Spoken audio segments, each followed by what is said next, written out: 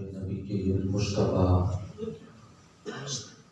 والصلاة والسلام على رسوله محمد خير الورى الحمد لله على ما مضى والحمد لله على ما بقى والصلاة والسلام على رسوله محمد خير الورى مدحتك يا رسول الله صلى الله تعالى عليه وآله وصحبه وسلم.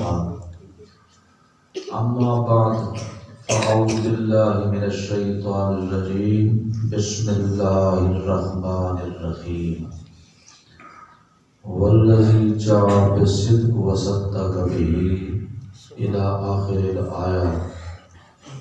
في مقام آخر مخبر وآمر إن الله وملائكته يصلون على النبي يا أيها الذين آمنوا صلوا عليه وسلموا تسليما. اللهم صل على سيدنا ومولانا محمد وعلى آل سيدنا ومولانا محمد معدن الجود والكرم وبارك وسلم عليه. سقاني الحب كسات الوصال فقلت لخمرتي نهبي تعالي ساعات ومشت لنهبي في كؤوس فقلت بسكرتي بين المباري فقلت للسائر الأخطاب دموا بهاري وادخلوا وانتم رجالي وهموا واشربوا وانتم جنودي فصاب القوم بالوافي ملالي شربتم فضلتي من بعد الشكر ولا نلتم علومي واتصالي إلى آخره. بازوکو کے پڑی الصلاة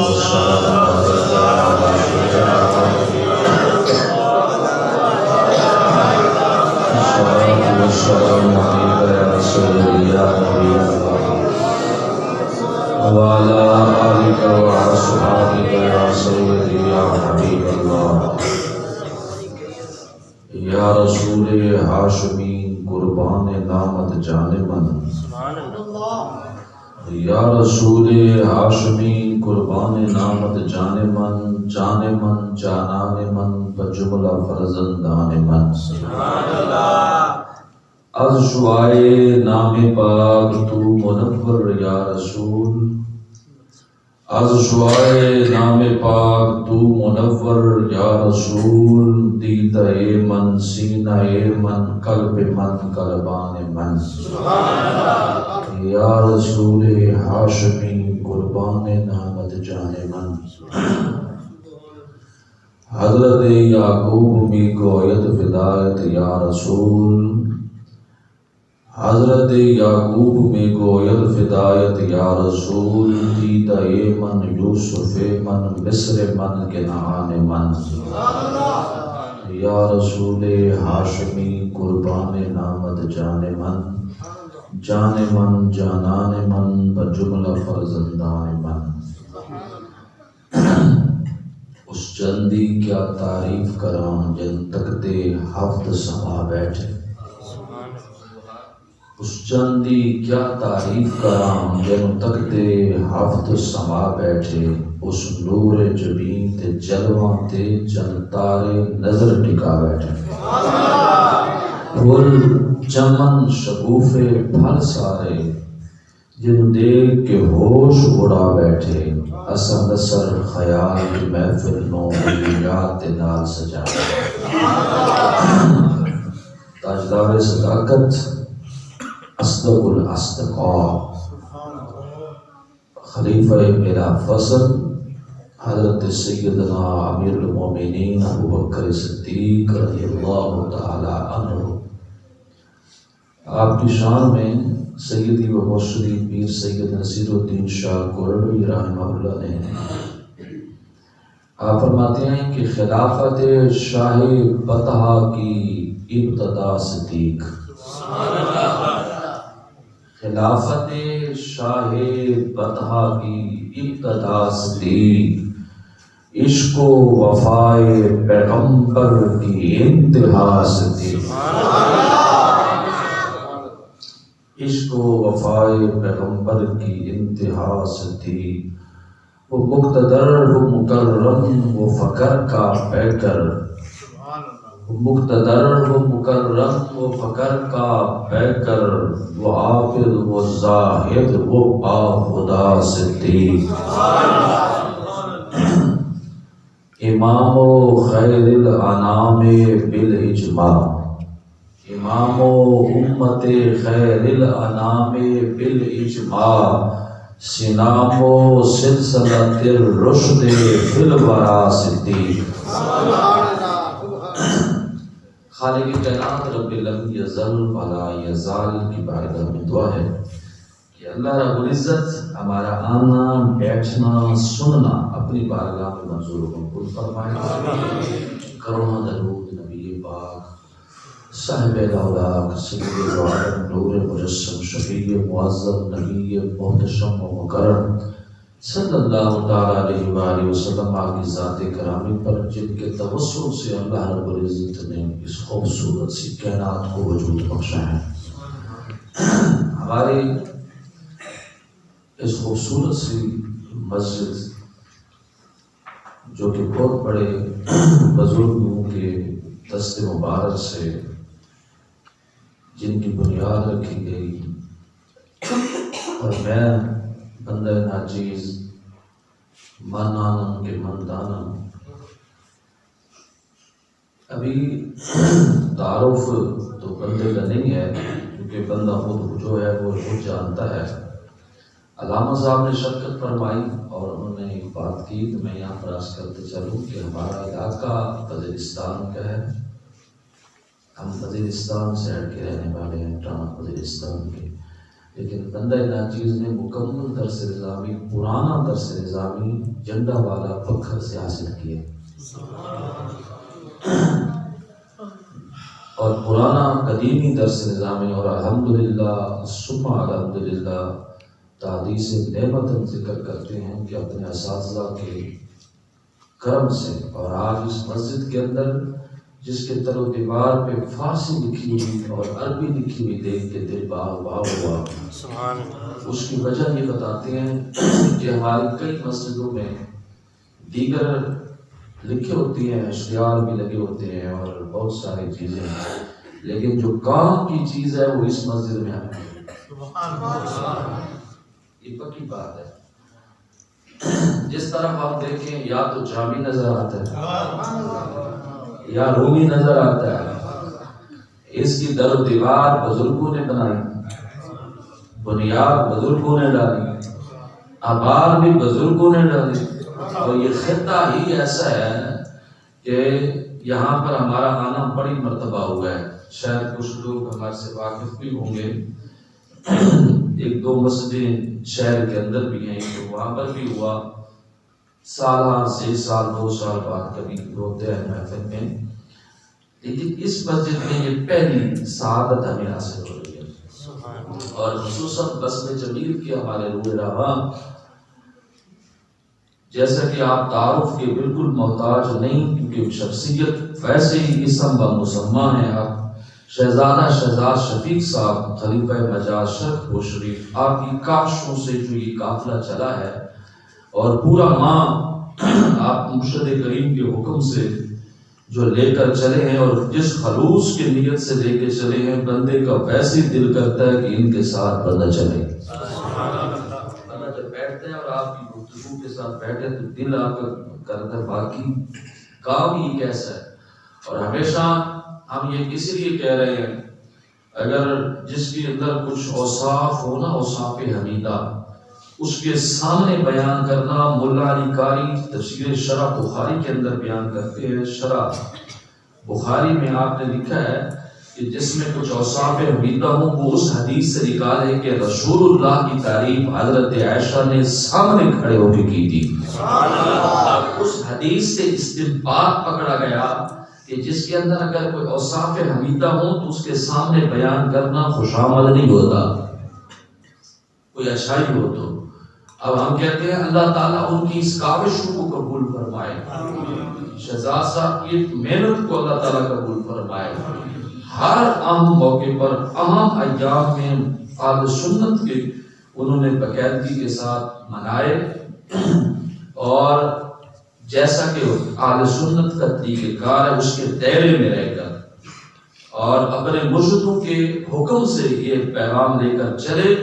ہم کہتے ہیں مرید بھی خالص ہونا چاہیے، جو پیر حکم دے اس کی تابعداری کرنی چاہیے۔ انشاءاللہ ہمارا یہ حسن ظن ہے اور گمان غالب ہے کہ اللہ تعالیٰ کے حضور بھی انشاءاللہ اس کو سعادت حاصل ہوگی، دین و دنیا کی اللہ تعالیٰ ان کو بھلائیاں عطا کرے۔ اس پرفتن دور میں جن کا منشا یہ ہے کہ ہر جگہ پہ ہم وہ پیغام پہنچائیں اور لوگوں تک لے کے جائیں جو آج ہماری نوجوان نسل جس سے بیزار ہے۔ ہمارے ہاتھ میں آ گیا ہے مفتی فیس بک، ہمارے ہاتھ میں آ گیا ہے سوشل میڈیا جو اس وقت کا بڑا مفتی ہے ہمارے پاس۔ ایسی ایسی روایات اور ایسی روایتیں اور حدیثیں اور ایسی من گھڑت باتیں موضوعات کے اندر ہمیں ہمارے نوجوان نسل کے سامنے بیان کر کے ان کے عقیدے کو خراب کر رہا ہے۔ اس بزم جمیل کا منشور یہی ہے جو کہ آج سے 60 سال پہلے ولی کامل کی نگاہ سے تھا کہ اس مشن کو لے کے چلو میرے مریدوں اور ہر جگہ جا کے حق کا پیغام پہنچاؤ۔ ہمیں کبھی بھی ضرورت پیش نہ آتی کہ ہم کہتے خلیفہ بلا فصل، ہمیں کبھی بھی ضرورت نہیں تھی کہ ہمیں کہنا پڑتا کہ پہلے خلیفہ ابو بکر صدیق ہیں، کوئی ضرورت تھی نہیں۔ 1400 سال پر جب صحابہ متفق ہو گئے اس بات پہ، سارے کے سارے صحابہ اس پر متفق ہو گئے کہ اگر نبیوں کے بعد جس کا مقام ہے وہ سیدنا ابو بکر صدیق ہے۔ اور جملہ قرآن کی دلیل قرآن پاک کی متعدد آیاتوں سے، جس میں ایک ہوتا ہے صراحتاً، ایک ہوتا ہے اشارتاً اور ایک ہوتا ہے کنایتاً۔ بعض قرآن کی نصوص چاہے دلالت النص کے ساتھ یا اشارت النص کے ساتھ، التزام النص کے ساتھ جو بھی چیز ثابت کرے، ان سب آیاتوں سے خلیفہ بلا فصل کی خلافت ثابت ہوتی ہے۔ اب اہل علم کے پاس بیٹھے پھر پتہ چلے کہ خلافت کیسے ثابت ہے آپ کی۔ تاجدار گوڑا سیدنا پیر میرے علی شاہ کے رحمت اللہ علیہ کے پاس ایک بندہ آ گیا، کہنے لگا جی دوسرے اس کا تھا، کہنے لگا جی میں مناظرہ کرنا چاہتا ہوں آپ سے۔ فرمایا کس بات پہ؟ کہتے ہیں یہ خلافت راشدہ جو تم لوگوں نے کہا ہوا ہے خلیفہ بلا فصل تو علی المرتضیٰ ہے، ابو بکر صدیق نہیں، کیونکہ اس پر کوئی نص نہیں ہے، اس پر کوئی اور نص کا حکم نہ ہو تو نص کا انکار، کیونکہ اگر نص کا حکم ہوتا تو اس کا انکار کرنے والا اسلام سے خارج ہوتا ہے۔ تو داعیدار گوڑا سیدنا پیر میرے علی شاہ جن کی رگ رگ میں رسول اللہ کا خون ہے، جو سید حسنی اور حسینی سید ہیں، جن کی والد اور والدہ کی طرف سے سید ہیں، جن کو بغداد سے باقاعدہ شجرہ ناز اس کے ساتھ سند کے ساتھ ملا ہے کہ آپ پکے سید ہیں۔ سبحان اللہ۔ آپ کے آباء و اجداد پر طنز ہوا کہ آپ سید نہیں ہیں، تو آپ کے بزرگ آپ کے جد امجد نے اپنے ٹوپی مبارک بار نیچے اتار کے رکھ دی اور کہنے لگے اچھا فیصلہ ادھر ہی ہو جاتا ہے، اگر سید میں نہیں تو میری اس ٹوپی کو اٹھا کے دکھاؤ زمین سے۔ کہتے ہیں 40 کے قریب مرد کوشش کر گئے اور ان سے وہ ٹوپی نہ ہلی، تو حضرت صاحب کے پاس ایک آیا سید کہلانے والا، کہتے ہیں حضور ہماری لاج رکھیں اور اس معاملے کو ختم کریں، ورنہ لوگوں کا اعتقاد اٹھ جائے گا کہ ہم تو جیلی سید بنے ہوئے تھے، لوگ ہمارا احترام کرتے ہیں۔ آپ نے فرمایا پھر بھی یہ لوگ پردہ رکھ جاتے ہیں، کہتے ہیں آج جس کو مہر علی ہاتھ لگائے گا پھر اٹھ مل جائے گی، جس کو جد امجد پیر میرے علی شاہ کا ہاتھ لگائے گا پھر اٹھ مل جائے گا۔ ایسے سیدوں کے خاندان سے آپ فرمایا میں سید ہوں، میرا شجرہ نسب مولا علی سے ملتا ہے۔ سبحان اللہ۔ میں تمہیں ثابت کرتا ہوں کہ قرآن میں نص قطعی کے ساتھ ثابت ہے خلافت راشدہ۔ قرآن میں کس سے ثابت ہے؟ نص قطعی۔ فرمایا محمد رسول اللہ والذین معہ والی آیت تو پڑھ، جس آیت کے ہر لفظ کا مصداق رسول اللہ سے لے کر خلفائے راشدین تک ہیں۔ اور امام طبری نے لکھا ہے کہ سورہ والعصر جو ہے یہ خلافت راشدہ پر دلیل ہے۔ کسی نے پوچھا وہ کیسے؟ اب اس آیت کا شان نزول سنیں۔ امام جلال الدین سیوطی نے درِ منصور کے اندر لکھا ہے، آپ فرماتے ہیں ایک حضرت سیدنا ابوبکر صدیق رضی اللہ تعالی عنہ کا ایک بچپن کا اس کا زمانہ جہالت کا ایک دوست تھا، ابو الاسود نام تھا اس کا، وہ بہت بڑا عرب کا تاجر تھا۔ ایک دن مکے کی گلیوں میں ابوبکر صدیق کو آتے ہوئے دیکھ کے کہنے لگا، اے ابوبکر یہ کیا حالت بنا رکھی ہے؟ تو وہ تھا کہ جو ایسا لباس پہنتا تھا کہ مکے والے فخر کرتے تھے ابوبکر صدیق پر۔ ابوبکر تو وہ شخص تھا جن کے مال کی انتظار رہتا تھا مکے والوں کو کہ حضرت کا مال آئے گا تو بازار چلے گا۔ آپ اتنے بڑے تاجر ہو کہ کس کے لڑ لگ گئے کہ لباس بھی پھٹا ہوا، کئی کئی دن فاقے میں گزر جاتے ہیں، کس بات پہ آ گیا؟ کیسا لباس پہنا ہے آپ نے؟ تم تو ہمیشہ خسارے میں جا رہے ہو۔ ابو الاسود کہنے لگا بظاہری طور پر کہ تم تو خسارے میں ہو، تو سیدنا ابوبکر صدیق کے لفظ سنیں، میں خدا کی قسم کھا کے کہتا ہوں تم لوگ نقصان میں ہو، تم لوگ خسارے میں ہو، ہم تو ہیں ہی خسارے سے پار، ہم تو ہیں ہی نفع والے۔ جو تمہیں نفع نظر نہیں آتا یہ مجھ سے پوچھ کے مجھے کتنا نفع نظر آتا ہے۔ سبحان اللہ۔ میں بلا تفسیر و تشبیہ تمہیں سمجھاؤں۔ ایک بات کروں، آج اگر کوئی دین کے معاملے میں کوئی چل پڑے نا جی، کوئی مسجد بنانے لگے، امامت کوئی آ کے سنبھالے، کوئی دین کا کام کرے، کوئی محفل سجا دے، جیسے اپنے ہمارے شہزاد صاحب ہیں، تو پھر بہت سارے کچھ لوگ ہوتے ایسے بھی ہیں کہتے ہیں پتہ نہیں کیا ہو گیا، اب یہ میں دین کا ٹھیکہ لیا ہوا ہے، کہتے ہیں یہ لوگ، کیونکہ دین کے دین کس کے بعد نہ ہی نہ، آپ اپنے مشن کو جاری رکھیں، اپنے مشن کو جاری رکھیں، کیونکہ جب تک مولا علی فرماتے ہیں جس کام کی مخالفت نہ ہو وہ کام منافقت میں چلا جاتا ہے، جس کام کی مخالفت نہ ہو۔ اور سنیں یہ آج کا دور نہیں، یہ تو اس دور کی بات ہے کہ لوگ کہتے تھے کدھر ہو گیا ابوبکر صدیق کا مال بھی گیا، جائیداد بھی گئی، سب کچھ گیا، لوگ کہنے لگے ابوبکر تو خسارے میں ہے، ورنہ خدا کی قسم میں خسارے میں نہیں، خسارے میں تم لوگ، خسارے میں تم لوگ۔ انہوں نے کہا جی وہ کیسے؟ یہ بات کرنے کے بعد آپ واپس آئے، اللہ تعالیٰ نے سورہ والعصر نازل فرمایا۔ کیا ہے سورہ؟ یہ اٹھاؤ ریاض النظرہ امام طبری کی لکھی ہوئی، آپ فرماتے ہیں یہ چیز کا شان نزول یہی ہے، فرمایا سورہ والعصر نازل ہوئی اور اللہ کے محبوب صلی اللہ علیہ وسلم نے فرمایا، اللہ تعالیٰ فرماتا ہے والعصر قسم ہے محبوب آپ کے زمانے کی یا عصر کے وقت کی قسم۔ کیوں؟ کون سا؟ فرمایا انسان خسارے میں ہے۔ انسان کس میں ہے؟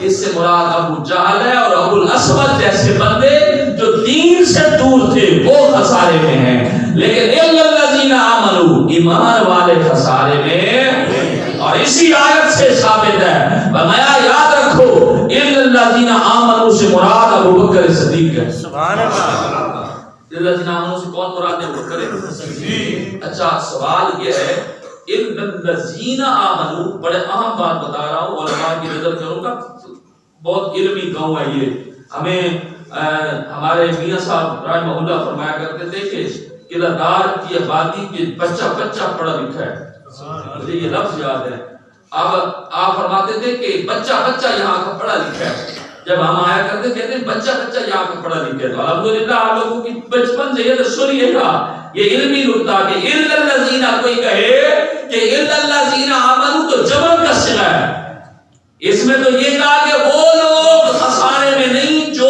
ایمان لائے، اور اس سے مراد آپ ایک کیوں لے رہے ہیں؟ نہیں سمجھ آیا؟ سوال تو ہو سکتا ہے نا کہ ایک جمع کا صیغہ آ گیا کہ الذین آمنوا جمع کا صیغہ ہے ایمان والے، تو تم کہتے ہو کہ اس سے مراد ابوبکر صدیق ہے، ابوبکر صدیق تو فرد واحد ہے۔ ہم نے کہا آپ سن، بعض قرآن کی آیاتیں ایسی ہیں جس میں جمع بول کے مراد مفرد لیا گیا ہے،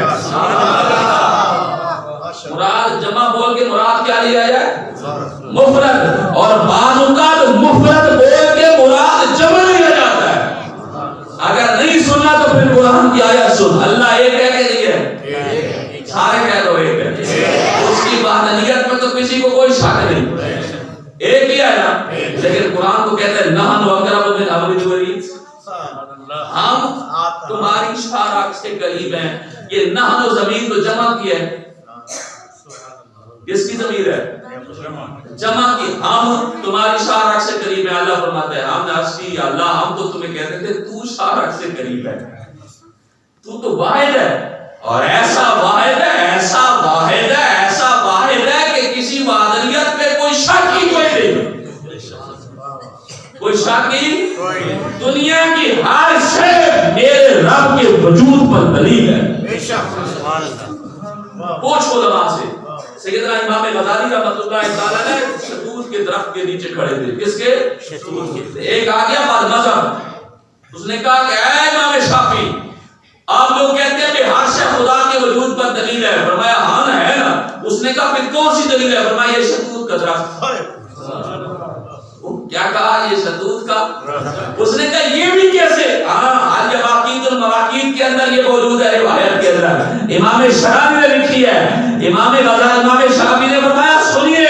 فرمایا یہ درخت شتوت کا دیکھ رہے ہو کہ دیکھ رہے ہیں؟ فرمایا سن اس کا پتا ہرن بھی کھاتا ہے.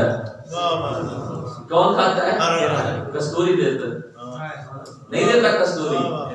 ہرن پتا کھائے کستوری دے. بکری پتا کھائے دودھ دے. شہد کی مکھی پتا کھائے تو شہد دے. ریشم کا کیڑا مکھی اگر اس کو چوسے تو ریشم پیدا ہو جائے. اس نے کہا پتا ایک ہے یا کئی ہے؟ کیا اس کی طبع اور فطرت میں صرف ایک ہی ہے یا کئی ہیں؟ انہوں نے کہا ایک ہی ہے. اور آج سائنس بھی کہتی ہے ہر شے کی طبع اور فطرت ایک ہی شے کا درد کرتی ہے. دوسری شے کا تقاضا ہی نہیں کرتی. پتا ایک ہے. کھانے والے چار جانور ہیں. حقیقتاً اگر اس پتے کا کمال ہوتا تو ہر شے دودھ دیتی. نہیں سمجھ آئی؟ اگر پتے کا کمال ہوتا تو ہر شے ریشم دیتی. پتے کا کمال ہوتا تو ہر شے کستوری دیتی. پتے کا کمال ہوتا تو ہر شے شہد دیتی. اس نے کہا جی بالکل صحیح. فرمایا سمجھ جا. میں اسی سے سمجھ. پتا ایک ہے لیکن اس کے اندر اثر ڈالنے والی ایک ہی ذات. فرمایا اس قدیر کی قدرت دیکھ. اس رنگ کی قدرت دیکھ. پتا ایک ہے. بکری کے پیٹ میں جائے گا تو دودھ ہوگا. ریشم کے کیڑے کے پیٹ میں جائے گا تو ریشم ہوگا. شہد کی مکھی کے پیٹ میں جائے گا تو شہد ہوگا. اور فرمایا اگر ہرن کے پیٹ میں جائے گا تو کستوری ہوگا. فرمایا ہر شے میرے رب کے وجود پر دلیل ہے. اور شرط یہ ہے کہ کوئی عالم دین نکالنے والا ہو اور زہر کرنے والا ہو. ہم کہتے ہیں کہ جمع کا صیغہ ہو گیا دلیل ہی ختم ہو گئی. اگر جمع کی صیغہ سے ابو بکر صدیق مراد نہیں ہو سکتے تو پھر تو اللہ سے اللہ بھی مراد نہیں ہو سکتا. لیکن اگلی بات سنیں. اس پر بھی مفسرین نے کہا ہے سنو سارے لوگوں کا ایمان ایک پلڑے میں ہو. ساری امت کا ایمان ایک پلڑے میں ہو اور ایک پلڑے میں حضرت ابوبکر صدیق کا ایمان ہو تب بھی وہ ایمان سب پہ حاوی ہے.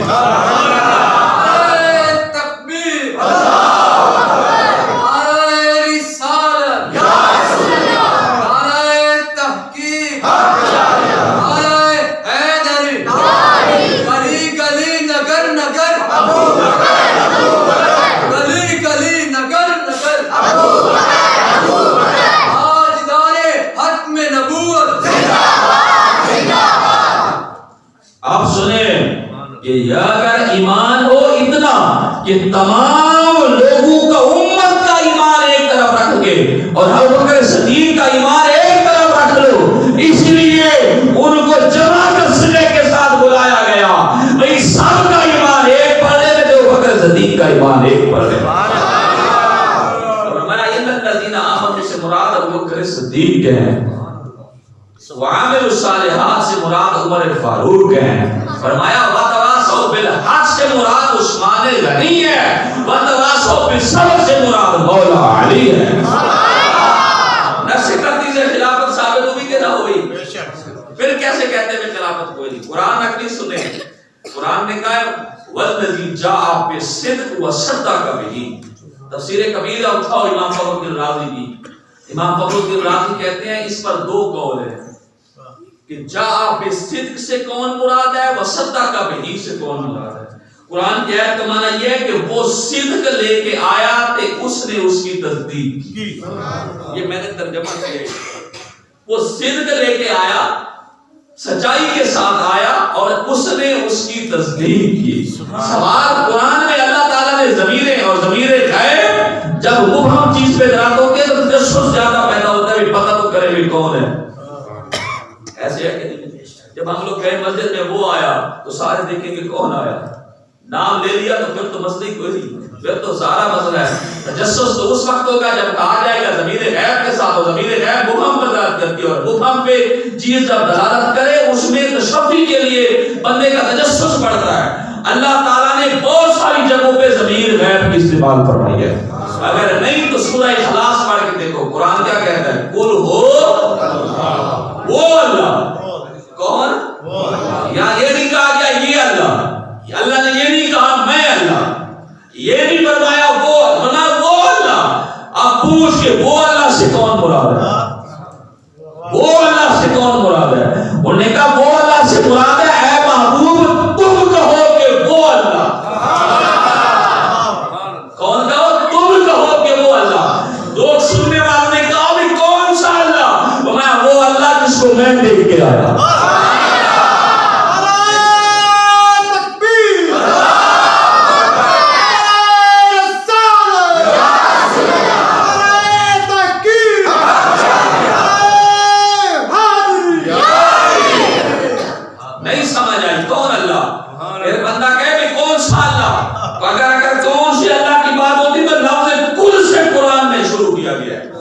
لفظ کل کا معنی کیا ہوتا ہے؟ محبوب تم کہو کہ وہ اللہ۔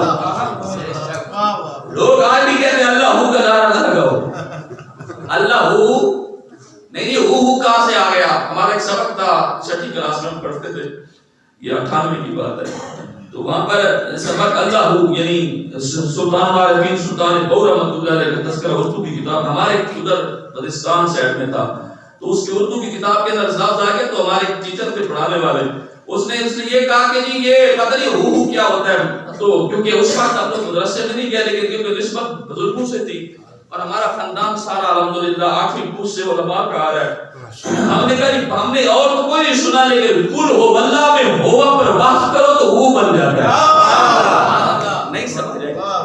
اگر نہیں پڑھا کوئی بندہ کہ اللہ ہو کا ذکر کہاں ملتا ہے، تم کہو سورہ اخلاص پڑھ کل ہو، اگر ہو پہ وقت ہوا پہ وقت کرو تو ہو بنتا ہے کہ نہیں؟ علامہ صاحب اگر ہو بنتا ہے تو پھر ہو کا ذکر قرآن میں آیا کہ نہیں آیا؟ لیکن اصل ہو سمجھ بھی تو ہو والوں کو آتی ہے، ہو والے ہوں گے تو سمجھ آئے گی کہ ہو سے کیا مراد ہے۔ اللہ نے قرآن نے ڈائریکٹ کہہ دیا کہ میں خدا ہوں تو بات نہ مانتے کہ میں اللہ ہوں، نہیں، اے محبوب تو کہے کہ وہ اللہ ہے، اے محبوب تو کہے کہ اب ضمیر غیب ہے، تجسس ہو گیا، سننے والوں نے کہا کون سا اللہ؟ انہوں نے کہا وہ اللہ نہیں کہ تم نے بنایا ہوا ہے ہاتھ سے، وہ اللہ نہیں کہ تم نے ہاتھوں سے بنایا ہوا ہے، کسی نے مٹی سے، کسی نے آگ کو، کسی نے کس کو، نہ وہ نہیں، میں محبوب تو کہے وہ اللہ۔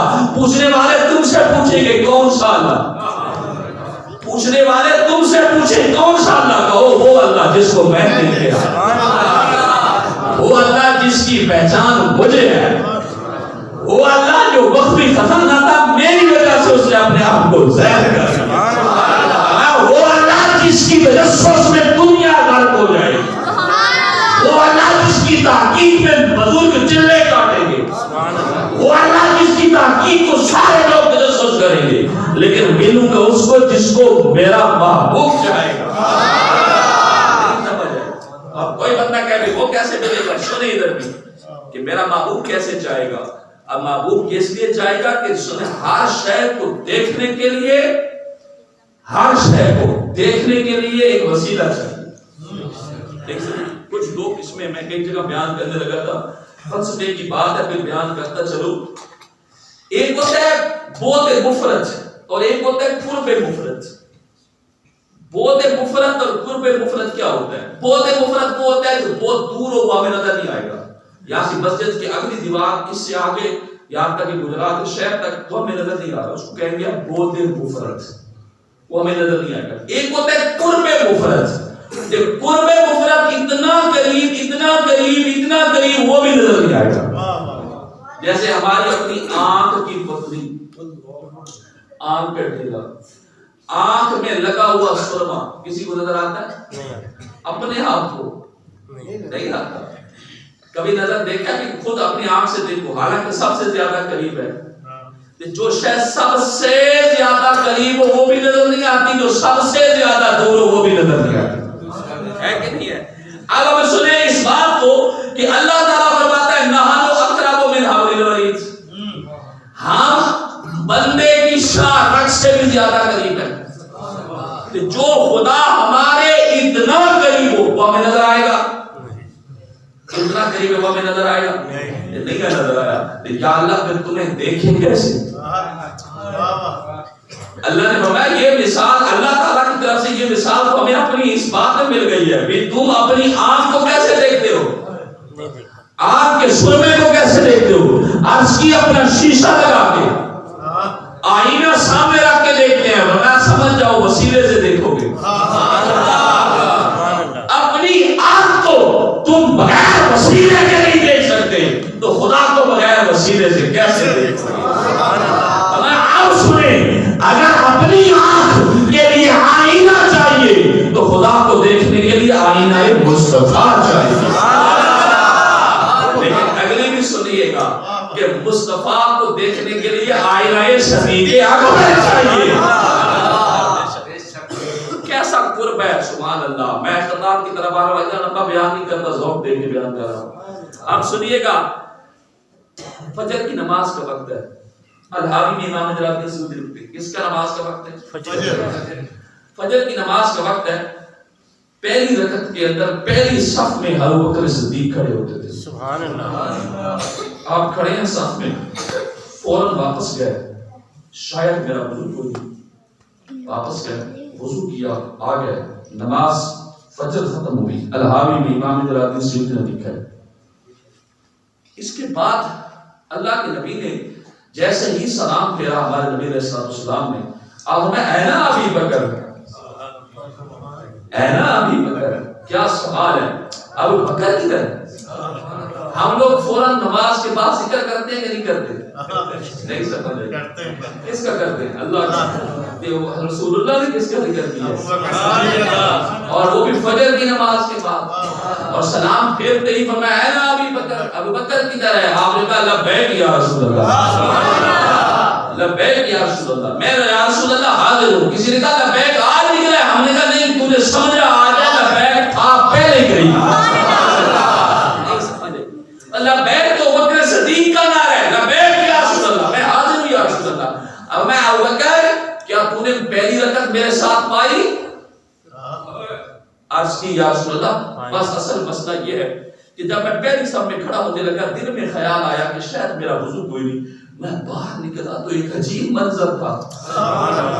مسجد کے دروازے کے باہر گیا تو ایک بندہ میرے لیے پانی لے کے کھڑا تھا. کہتے آؤ بکر میں تمہیں وضو کراؤں. لیکن یا رسول اللہ خدا کی قسم وہ پانی میں نے آج تک نہیں دیکھا، نہ میٹھا تھے نہ خوبصورت. اور میں جیسے ہی پانی سے ختم ہوا ایک بندے نے رومال پیش کر دیا.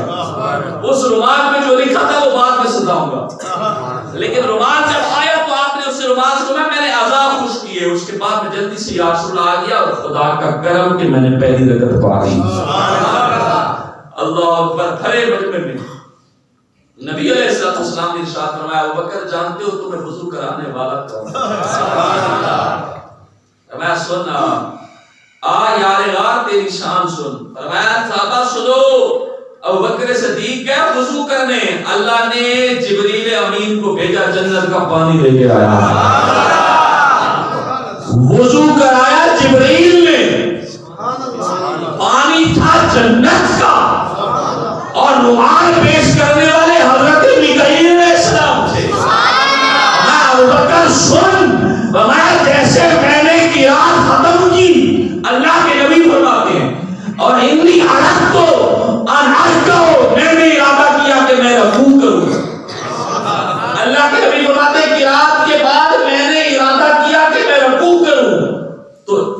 حضرت اسرافیل آ کے میرے گھٹنے پکڑ گئے.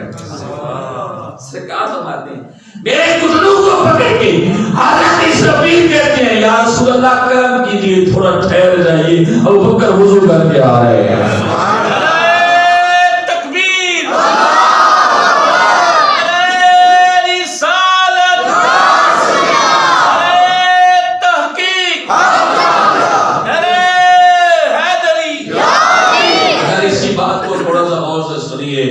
وضو کرانے والا کون ہے؟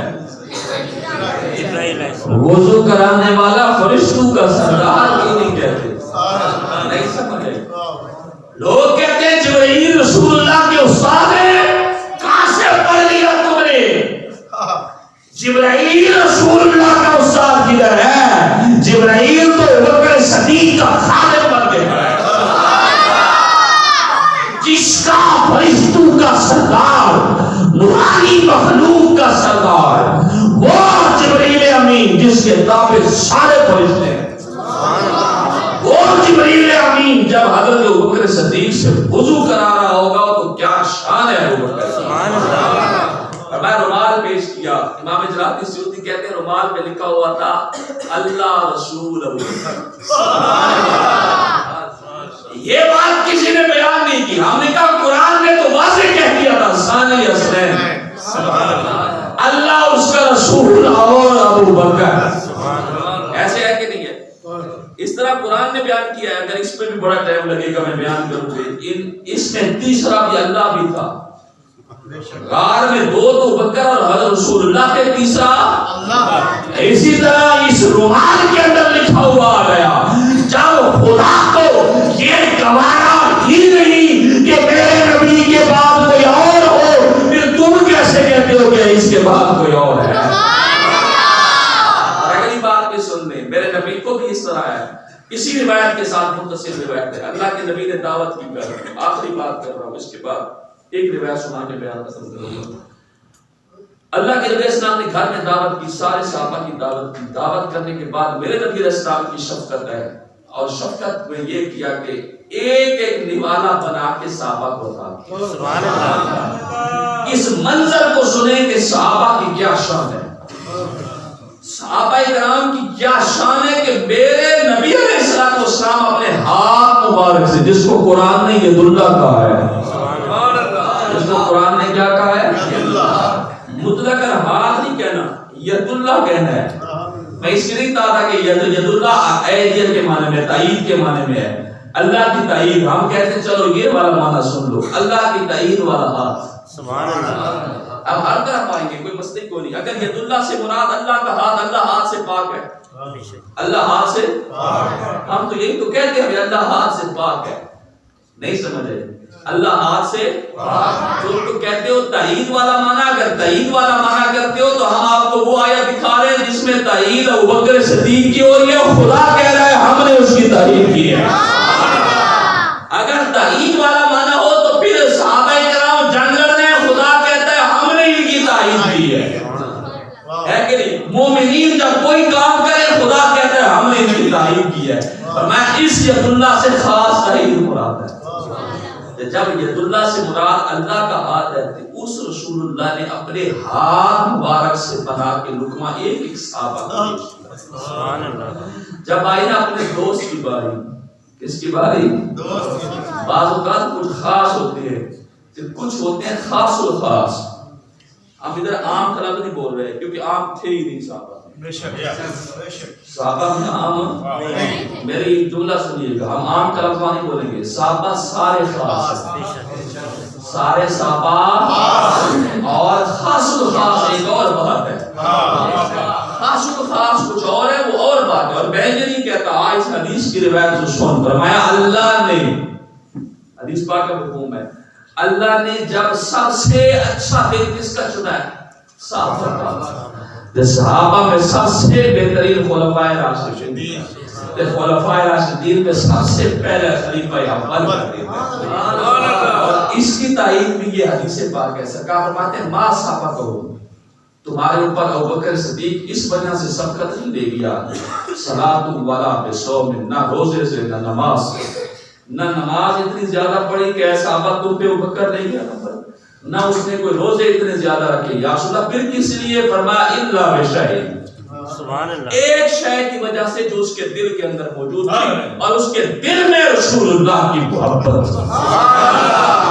اور آگے اس کی بارے میں سنیں، آپ سنیں کہ اللہ کے نبی نے جب سب کو دیے تو ابو بکر صدیق کی باری آئی تو آپ نے 3 لقمے دیے۔ سبحان اللہ، پہلا لقمہ بنا کے دیا، ابو بکر صدیق نے کھایا، دوسرا لقمہ بنا کے دیا، پھر کھایا، تیسرا لقمہ دیا، پھر آپ نے کھایا۔ جب 3 لقمے دیے تو کوئی اور تو نہ بولا، رسول اللہ کے چچا حضرت عباس بولے۔ یاد رکھیے گا جب بھی ترجمہ کرو اہل سنت کے پاس آؤ، کسی بھی حدیث کا ترجمہ کرانا ہو تو علماء اہل سنت سے کروایا کرو۔ اب میں تمہیں کہوں، یہاں اس نے اعتراض نہیں کیا، اس نے کہا چچا اعتراض کر ہی نہیں سکتا۔ وہ عباس کو جس نے پوچھا کہ یار اے عباس تو عمر میں بڑا ہے یا رسول اللہ بڑے ہیں، اس نے لفظ بڑا اس نے کہا نکال دے، باپ کی بات کروں گا، بڑا تو میرا نبی ہے، بڑا تو میرا نبی ہے۔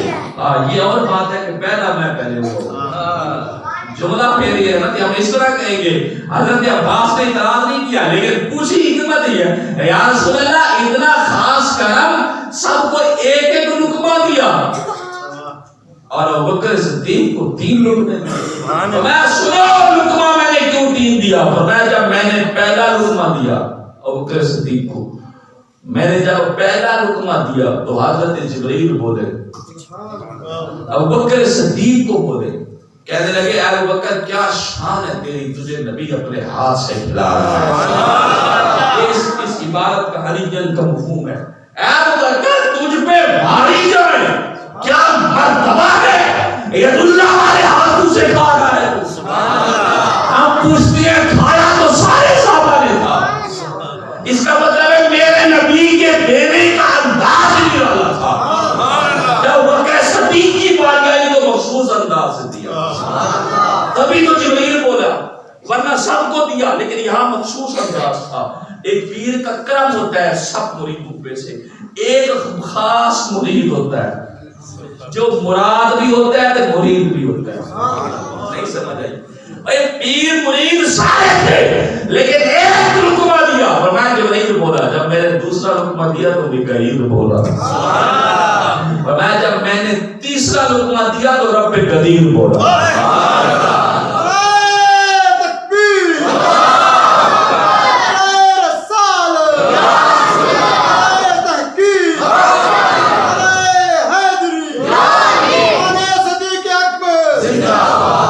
اس کو تھوڑا سا غور سے سنیے گا پھر بات کریں گا۔ میرے سے اللہ تعالیٰ نے کمال درجہ ابوبکر صدیق کی کس شان کو پہنچے ہے، جس کو رسول اللہ اپنے ہاتھ سے کھلا رہے ہیں، اور داد دینے والے فرشتے، داد دینے والے اللہ کی ذات، اور داد اس لیے دے رہے ہیں کہ ابوبکر تیرے بھی ہمارے لیے آئے، وہ میرا محبوب ہے تو کھلا تجھے رہا ہے کہ نہیں ہے؟ یہی وہ بات تھی جو کیا کہ آخری دن آئے گی۔ میں اس کو روایت اس سے سناتا ہوں، بڑی دلچسپی ہے۔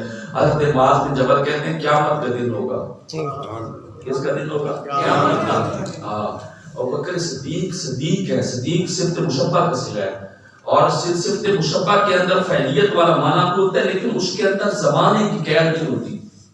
صفت مشبہ کے اندر صدیق صرف سے، صدیق کس کو کہتے ہیں؟ سنو، امام جلال سیوطی کہتے ہیں صدیق وہ ہوتا ہے جو حق کو قبول کرے کہ اس کا فوراً دل مانے، کہ اگر حق آئے تو اس کا دل بے قرار ہو جائے گا۔